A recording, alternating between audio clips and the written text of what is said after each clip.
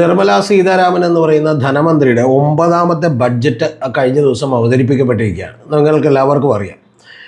മൂന്നാം മോദി സർക്കാരിൻ്റെ 3ാമത്തെ ബഡ്ജറ്റും അവതരിപ്പിക്കപ്പെട്ടു. അപ്പോൾ അവതരിപ്പിക്കപ്പെട്ട ബഡ്ജറ്റ് എങ്ങനെയാണ് എന്നുള്ളതിനെക്കുറിച്ച് ഞാൻ ചെറിയൊരു വിലയിരുത്തലാണ് നടത്തുന്നത്. കാരണം അത് വിശദമായിട്ടുണ്ടെങ്കിൽ കുറച്ചുകൂടി ഡ്രൈ ആയിട്ടുള്ളൊരു സബ്ജക്റ്റാണ്, അതുകൊണ്ടാണ് വിശദമായിട്ട് പറയാത്തത്.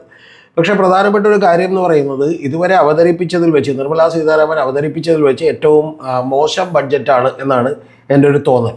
അതിന് നിരവധി കാരണങ്ങളുണ്ട്. ഞാനിപ്പോൾ മുഴുവൻ കാരണങ്ങളിലേക്ക് പോകുന്നില്ല. കാരണം കഴിഞ്ഞ തവണ പ്രഖ്യാപിക്കപ്പെട്ട പദ്ധതികളൊക്കെ തന്നെ കൃത്യമായി നടപ്പിലാക്കപ്പെട്ടിട്ടുണ്ടോ എന്നൊക്കെ ഉള്ളത് പ്രധാനപ്പെട്ട ഒരു കാര്യമാണ്. നമ്മുടെ രാജ്യത്തുള്ള ഏറ്റവും പ്രധാനപ്പെട്ട കുഴപ്പം സ്റ്റേറ്റ് ഗവൺമെൻറ് ബഡ്ജറ്റുകളാണെങ്കിലും അതുപോലെ കേന്ദ്ര ഗവൺമെൻറ് ബഡ്ജറ്റുകളാണെങ്കിലും ഒക്കെ തന്നെ ഇത് കൃത്യമായി നമ്മളൊരു റിവ്യൂ റിപ്പോർട്ട് കൃത്യമായി എടുക്കേണ്ടതാണ്. എന്ന് പറഞ്ഞാൽ അതാണ് യഥാർത്ഥത്തിൽ അടുത്ത ബഡ്ജറ്റിനേക്കാൾ കൂടുതൽ വളരെ ഗൗരവത്തിൽ ചർച്ച ചെയ്യേണ്ടതും മാധ്യമങ്ങളൊക്കെ തന്നെ വാർത്തയാക്കേണ്ടതും. കാരണം എത്രത്തോളം പദ്ധതികൾ ഇതുവരെ നടപ്പാക്കി കഴിഞ്ഞു, ആ കഴിഞ്ഞ തവണ കൊടുത്തിട്ടുള്ള പദ്ധതികളിൽ എന്തൊക്കെയാണ് വളരെ കൃത്യമായി നടപ്പാക്കപ്പെട്ടത്, അതിൽ ഇനി എത്ര നടപ്പാക്കാനുണ്ട്, അത് അടുത്ത ബഡ്ജറ്റിലേക്ക് ക്യാരി ഫോർവേഡ് ചെയ്യുമോ എന്നുള്ള ചോദ്യങ്ങളൊക്കെ ഉണ്ടാവുകയും വളരെ ഗൗരവമായത് ചർച്ച ചെയ്യപ്പെടുകയും വേണം.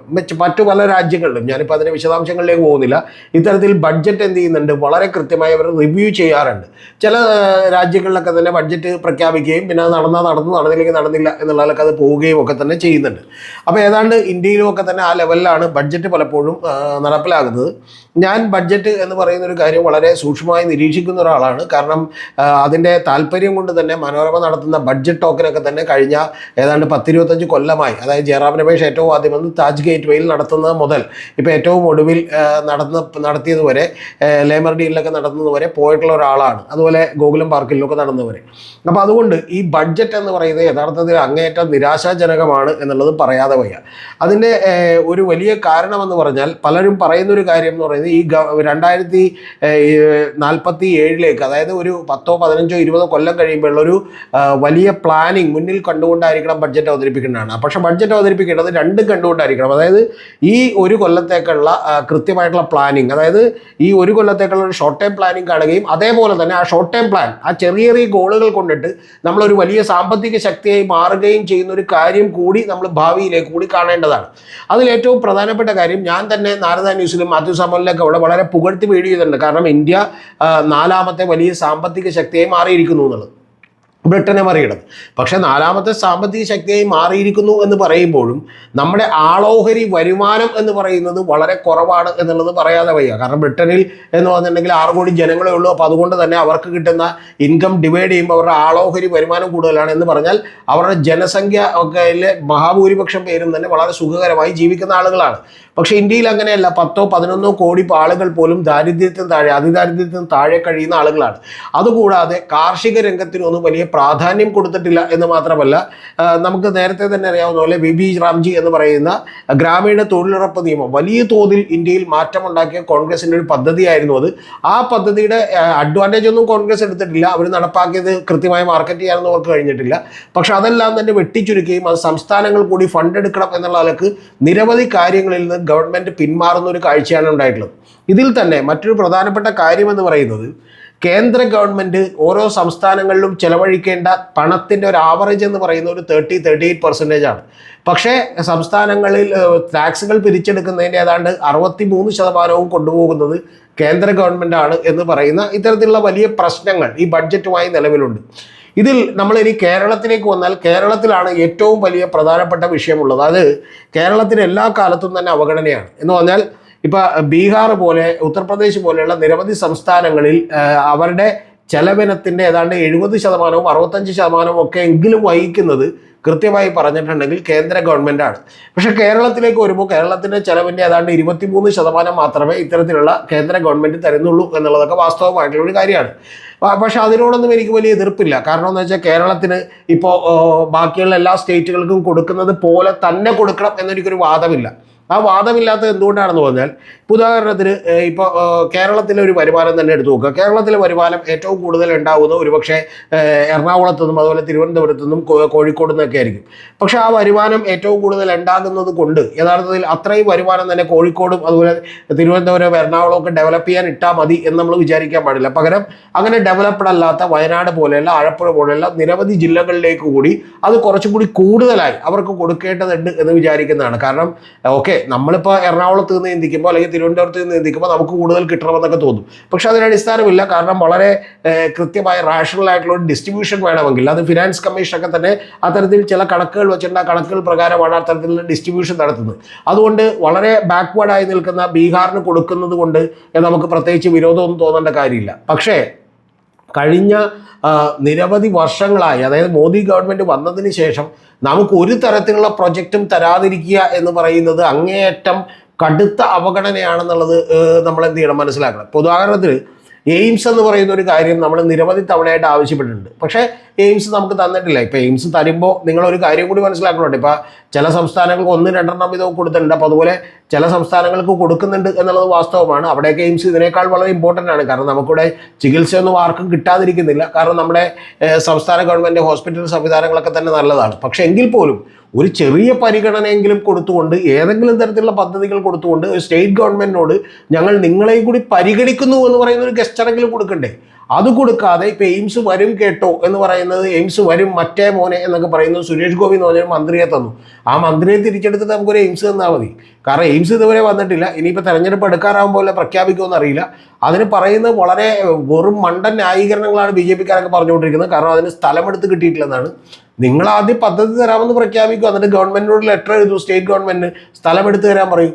ഞാൻ മനസ്സിലാക്കുന്നത് വെച്ചാൽ ഗവൺമെൻറ് സ്ഥലം എന്ത് ചെയ്തിട്ടുണ്ട്, ചൂണ്ടിക്കാണിച്ചിട്ടുണ്ട്. ഇന്ന സ്ഥലങ്ങളിലെല്ലാം സ്ഥലം റെഡിയാണ്, എവിടെ വേണമെങ്കിലും നമ്മൾ എന്ത് ചെയ്യാം, എടുത്തു തരാമെന്ന് സ്റ്റേറ്റ് ഗവൺമെൻറ് പറഞ്ഞിട്ടുണ്ട്.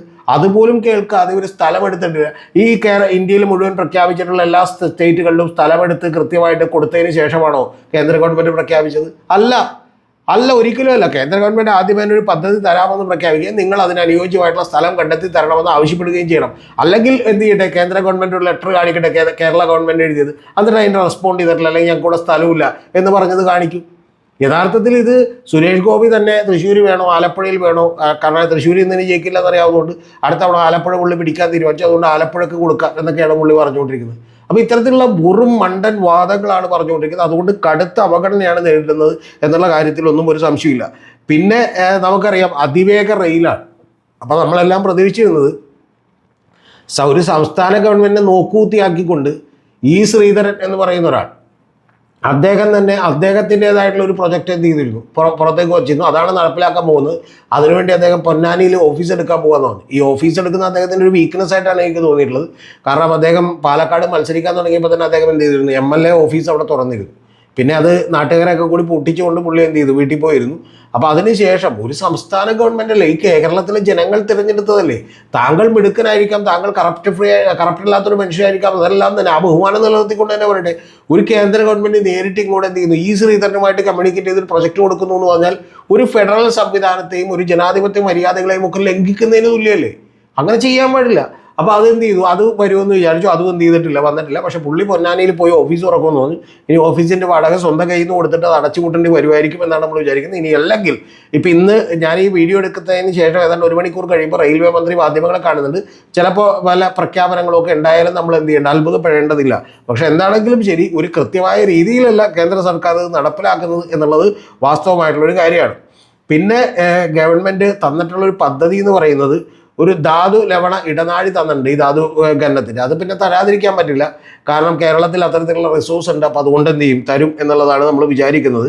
കൂടാതെ നിങ്ങൾ അറിയേണ്ടത്, എയിംസിന് തുല്യമായിട്ടുള്ള ഏതാണ്ട് ആയുർവേദ കോളേജുകൾ പ്രഖ്യാപിച്ചിരുന്നു. അതിൽ 3 അതും നമുക്ക് കേരളത്തിനൊന്നും തന്നിട്ടില്ല. യഥാർത്ഥത്തിൽ കേരളത്തിൽ അത് ആവശ്യമുള്ള കാര്യമാണ്. പക്ഷേ എന്ത് ചെയ്തിട്ടില്ല, തന്നിട്ടില്ല. പിന്നെ അടുത്തതെന്ന് പറയുന്നത് വലിയൊരു പദ്ധതി കേരളത്തിന് പ്രഖ്യാപിച്ചിട്ടുണ്ട്. അതെന്താണെന്ന് വെച്ചിട്ടുണ്ടെങ്കിൽ കടലാമ സംരക്ഷണ പദ്ധതിയാണ്. ഇതിപ്പോൾ ആളുകളൊക്കെ കളിയാക്കിക്കൊണ്ടിരിക്കുകയാണ്.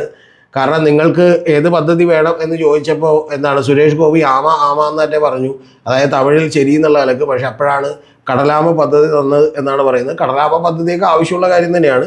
കാരണം കടലിനകത്ത് വളരെ പരിസ്ഥിതി സംരക്ഷണത്തിന് ഉപകരിക്കുന്ന ഒരു പ്രധാനപ്പെട്ട ജീവിയാണ് കടലാമ എന്ന് പറയുന്നത്. പക്ഷേ ഈ കടലാമ കൊണ്ട് നമുക്ക് അതിവേഗ റെയിലോ അല്ലെങ്കിൽ എയിംസോ ഒന്നും പണിയാൻ പറ്റില്ല എന്നുള്ളത് കൂടി ഒരു വാസ്തവമായിട്ടുള്ള കാര്യമാണ് എന്നുള്ളത് നിങ്ങൾ മറന്നു പോകരുത്.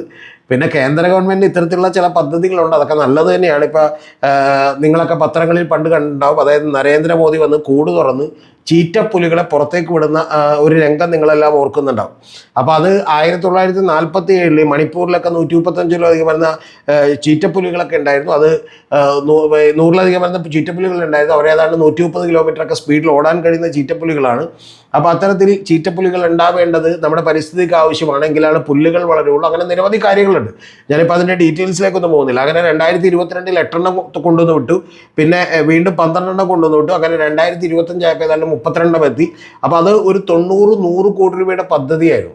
പക്ഷേ ഈ പദ്ധതിക്ക് വെച്ചൊക്കെ ചില പ്രശ്നങ്ങളുണ്ട്. കാരണം അത് ഈ കുനോ നാഷണൽ പാർക്കിലാണ് വിട്ടതെന്നാണ് എൻ്റെ ഓർമ്മ. ആ കുനോ നാഷണൽ പാർക്കിൽ വിടുകയും അത് ചമ്പൽക്കാടൊക്കെ പോലെയുള്ള സ്ഥലങ്ങളുടെ അടുത്തുള്ള സ്ഥലങ്ങളാണ്. അപ്പോൾ അത്തരം സ്ഥലങ്ങളിലൊക്കെ തന്നെ ജനങ്ങളിപ്പോഴും ഈ മൃഗങ്ങളെയൊക്കെ വെടിവെച്ച് കൊന്ന് തിന്നുന്നവരൊക്കെയാണ്. അപ്പോൾ അതുകൊണ്ട് 750 സ്ക്വയർ കിലോമീറ്ററുള്ള ആ സ്ഥലത്തേക്ക് ഇവരെ വിടുമ്പോൾ അത്രത്തോളം സുരക്ഷിതമാണ്. ഇപ്പോഴും അത് ഉണ്ടോ ഇല്ല എന്നൊക്കെ ഉള്ളത് നമുക്കറിയില്ല. പക്ഷേ എങ്കിൽ പോലും അത്തരത്തിലുള്ള പദ്ധതികൾ മാത്രം കേരളത്തിൽ തന്നാൽ മതിയോ എന്നുള്ളത് യഥാർത്ഥത്തിൽ നമ്മൾ ഏതൊരു രാഷ്ട്രീയക്കാരനും എന്ത് ചെയ്യേണ്ടതാണ്, ഒന്ന് ആലോചിക്കേണ്ടതാണ്. കക്ഷി രാഷ്ട്രീയത്തിന് അതീതമായി നമ്മൾ അഭിപ്രായം പറയേണ്ടതാണ്. ഇതിനെല്ലാറ്റിനും ഉപരി ഏറ്റവും പ്രധാനപ്പെട്ട ഒരു വിഷയം എന്ന് പറയുന്നത്, ഇനി ഇതൊന്നും തന്നില്ല പോട്ടെ, കേരളത്തിൽ ഓൾറെഡി അത്രയും ഡെവലപ്മെൻറ്റ്സ് ഒക്കെ ഉണ്ട്. അപ്പോൾ അതുകൊണ്ട് ആയുർവേദ കോളേജ് ബീഹാറിന് കൊടുത്തേക്ക്. അവിടെ ഒരു ശരിയാണ്, ചികിത്സാ സൗകര്യം കിട്ടാതെ കിലോമീറ്ററുകളോളം നടന്നാൽ പോലും ആശുപത്രികളൊന്നും കണ്ടെത്താൻ പറ്റില്ല. അപ്പോൾ അത്തരത്തിലുള്ള കാര്യങ്ങളൊക്കെ കൊടുക്കാമെന്ന് വിചാരിക്കും. പക്ഷേ എങ്കിൽ പോലും ഈ വയനാടുണ്ടായിട്ടുള്ള ദുരന്തത്തിൽ, അതായത് വീടുകൾ നഷ്ടപ്പെട്ടു പോയിട്ടുള്ള, അങ്ങനെ തന്നെ ഈ പറയുന്ന പോലെ എന്താണ് 2 ഗ്രാമങ്ങൾ ഒലിച്ചു പോയിട്ടുള്ള സ്ഥലങ്ങളിൽ ഈ പ്രധാനമന്ത്രി വന്ന് കണ്ടിട്ട് പോയതാണ്. അതിന് ഏതെങ്കിലും തരത്തിലുള്ള ഒരു സഹായം പ്രഖ്യാപിക്കണ്ടേ? അപ്പോൾ അതിന് പോലും ഒരു സഹായവും പ്രഖ്യാപിക്കാത്ത അങ്ങേയറ്റം ഈ പറയുന്ന പോലെ കടുത്ത അവഗണനയാണ് ഈ ബഡ്ജറ്റിൽ എന്നുള്ളത് പറയാതെ വയ്യ. യഥാർത്ഥത്തിൽ ബഡ്ജറ്റിൽ ഇപ്പോൾ ഇൻകം ടാക്സുമായി ബന്ധപ്പെട്ട് ചില ഭേദഗതികൾ വരുത്തുന്നുണ്ട്. അതുപോലെ GSTയുമായി ബന്ധപ്പെട്ട ഒരു ഡീഗ്രോത്താണ് ഉണ്ടായിക്കൊണ്ടിരിക്കുന്നത്. അപ്പോൾ ഇത്തരം പ്രശ്നങ്ങളൊക്കെ ചെറുതായിട്ടൊക്കെ അഡ്രസ്സ് ചെയ്തിട്ടുണ്ട്. പക്ഷേ ഒട്ടും ഭാവനാസമ്പന്നമല്ലാത്ത, ഒട്ടും തന്നെ പുരോഗമനം കൃത്യമായി നോക്കാത്ത, കേരളത്തെ അങ്ങേയറ്റം അവഗണിച്ചിട്ടുള്ള ഒരു ബഡ്ജറ്റാണ് എന്നുള്ളത് പറയേണ്ടി വരും. ഇനി തെരഞ്ഞെടുപ്പ് എടുക്കുന്നതിന് തൊട്ട് മുമ്പ്, ഇപ്പോൾ പ്രഖ്യാപിച്ച ആളുകൾ മറന്നുപോയാലൊന്നും ചിലപ്പോൾ അതിന് തൊട്ട് മുമ്പ് വല്ല പ്രഖ്യാപനങ്ങളും ഉണ്ടാകുമോ എന്ന് നമുക്കറിയില്ല. ഇനി പ്രഖ്യാപനങ്ങൾ എന്തായാലും മിക്കവാറും നടപ്പിലൊക്കെ വരാനായിട്ട് എന്ത് ചെയ്യും, വർഷങ്ങൾ കാത്തിരിക്കേണ്ടി വരും എന്നുള്ളത് മറ്റൊരു യാഥാർത്ഥ്യമാണ്. വിഴിഞ്ഞം പോർട്ടടക്കമുള്ള പോർട്ടുകൾക്ക് പോലും പണം കൊടുത്തേക്കുന്നത് നമ്മൾ പലിശയടക്കം തിരിച്ചു കൊടുക്കണമെന്ന് പറഞ്ഞിട്ടാണ്. വയബിലിറ്റി ഗ്യാപ്പ് ഫണ്ടിങ് ഒക്കെ കൊടുത്തേക്കണം. അപ്പോൾ അതുകൊണ്ട് അങ്ങേയറ്റം ഈ പറഞ്ഞ പോലെ നിരുത്തരവാദപരമായിട്ടുള്ള ഒരു കാര്യമാണ് ഉണ്ടായിട്ടുള്ളത്. പിന്നെ ഇതെല്ലാം കഴിഞ്ഞതിന് ശേഷം നമ്മുടെ റെയിൽവേ മന്ത്രി വന്നിട്ട് പറയുന്ന ഒരു കാര്യം എന്ന് വെച്ചിട്ടുണ്ടെങ്കിൽ, മറ്റേ ബാംഗ്ലൂരും ചെന്നൈയിലും ഒക്കെ പദ്ധതികൾ പ്രഖ്യാപിച്ചിട്ടുണ്ട്. അപ്പോൾ മലയാളികൾ ഇവിടെ നിന്ന് കയറിയിട്ട് എന്ത് ചെയ്താൽ മതി, അവിടെ ചെന്നിട്ട് എന്ത് ചെയ്തു, എങ്ങോട്ടെങ്കിലും യാത്ര ചെയ്തു എന്നൊക്കെ ഉള്ളതാണ്. ഇത്രമാത്രം അസംബന്ധ ജടിലമായിട്ടുള്ള വാചക കസർത്തുകൾ കൊണ്ടിട്ട് എന്താണ് ഇവർ ഉദ്ദേശിക്കുന്നതെന്ന് അറിയില്ല. ഇനി ഇതൊക്കെ ഒരു പീക്കിലേക്ക് എത്തിയിട്ട് ഏതെങ്കിലും പദ്ധതികൾ അനൗൺസ് ചെയ്യാനാണോ എന്ന് അറിയില്ല. അതൊക്കെ ഒരു തന്ത്രമാണ്. കാരണം വിമർശനം പീക്കിലേക്ക് എത്തുമ്പോൾ എന്ത് ചെയ്യുന്നു, വലിയ പദ്ധതികൾ അനൗൺസ് ചെയ്യുന്നു. അതൊക്കെ സംഭവിക്കാം. പിന്നെ നമ്മുടെ സുരേഷ് ഗോപി പറഞ്ഞുകൊണ്ടിരിക്കുന്നത്, പുള്ളിക്ക് അവിടെ വെച്ചൊന്നും സംസാരിക്കാൻ പറ്റുന്നില്ല. എനിക്കൊണ്ട് വായുമലിനീകരണമൊക്കെ ഉള്ളതുകൊണ്ടാണ് തോന്നുന്നത്, ഡൽഹിയിൽ വെച്ചിട്ട്. അതിനുശേഷം പുള്ളി കേരളത്തിലേക്ക് വന്നപ്പോൾ വായുവൊക്കെ ശ്വസിച്ചതിന് ശേഷം എന്തെങ്കിലും മണ്ടത്തരം ഇതിന് പറയാമെന്നാണ് പുള്ളി ഉദ്ദേശിക്കുന്നത്. അതുകൊണ്ട് കേരളത്തിൽ വരുമ്പോൾ അറിയിക്കാം എന്നാണ് മാധ്യമങ്ങളോട് ഉദ്ദേശിക്കുന്നത്. എന്തായാലും ഇപ്പോൾ അവഗണന നമുക്ക് സഹിക്കാം, ഇനി പുള്ളിയുടെ വർത്തമാനം കൂടി സഹിക്കണമല്ലോ എന്ന് ആലോചിക്കുമ്പോഴാണ് നമുക്കൊരു ചെറിയ നെഞ്ചുവേദന.